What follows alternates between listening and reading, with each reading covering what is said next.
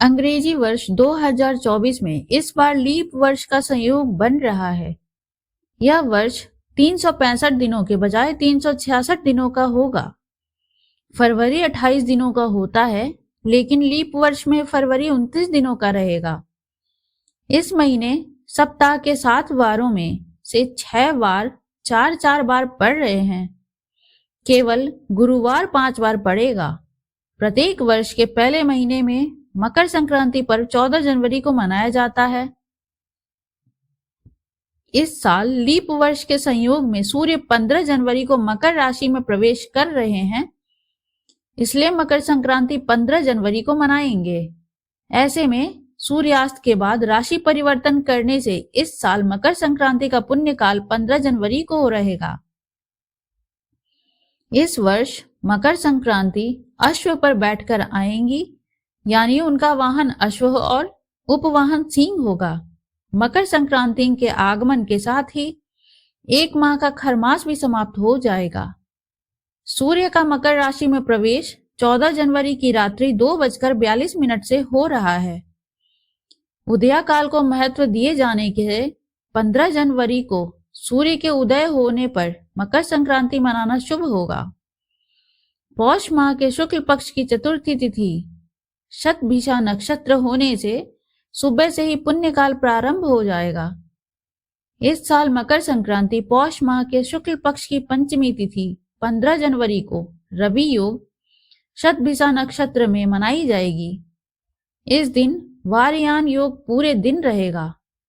रवि योग सुबह 7:15 से 8:07 तक रहेगा। मकर संक्रांति का महापुण्य काल सुबह 7:15 से सुबह 9 बजे तक है। इस समय में आपको मकर संक्रांति का स्नान और दान करना चाहिए।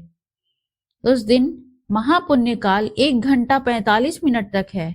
हालांकि पुण्य काल में भी मकर संक्रांति का स्नान दान होगा। मकर संक्रांति का वाहन इस बार अश्व है और उपवाहन सिंह है। दोनों ही तेज दौड़ते हैं और गति के प्रतीक हैं। संक्रांति के प्रभाव से गेहूं, अनाज, दूध और दूध से निर्मित पदार्थों के उत्पादन में वृद्धि होगी। वहीं भारत देश का अंतर्राष्ट्रीय स्तर पर पराक्रम बढ़ेगा। अन्य देशों से संबंध मजबूत होंगे। मकर संक्रांति पर सूर्य की पूजा, नदियों में स्नान, देव दर्शन और दान से विशेष पुण्य कल मिलेगा। इस संक्रांति का वाहन अश्व और उपवाहन सिंह होने से अंतर्राष्ट्रीय स्तर पर देश का पराक्रम बढ़ेगा। दूसरे देशों से संबंध मजबूत होंगे। विद्वान और शिक्षित लोगों के लिए ये संक्रांति शुभ होगी, लेकिन अन्य कुछ लोगों में डर बढ़ सकता है। अनाज बढ़ेगा और महंगाई पर नियंत्रण भी रहेगा। चीजों की कीमतें सामान्य रहेंगी।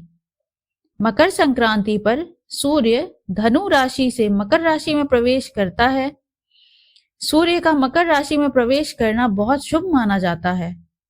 इस दिन पवित्र नदियों में स्नान करने के बाद तिल, गुड़ और वस्त्र का दान करने से पुण्य में वृद्धि होती है। मान्यता है कि संक्रांति के दिन सूर्य उत्तरायण में प्रवेश करते हैं। भीष्म पितामह ने अपने प्राण त्यागने के लिए इस दिन का ही चयन किया था। मकर संक्रांति पर्व को उत्तर भारत में स्नान पर्व के रूप में मनाया जाता है। पवित्र नदियों में स्नान करके खिचड़ी खिलाने, तिल गुड़ का दान करने की मान्यता है। जीवन में खुशियां, उत्साह, उमंग के लिए आकाश में पतंग उड़ाने की परंपरा निभाई जाती है। इसी तरह दक्षिण भारत में पोंगल पर्व के रूप में मनाते हैं। गुजरात में उत्तरायण, पंजाब में लोहड़ी के रूप में मनाते हैं। अगर यह बातें आपको अच्छी लगी हो तो चैनल को सब्सक्राइब करें और इन बातों से क्या शिक्षा मिली कमेंट में जरूर लिखें। धन्यवाद।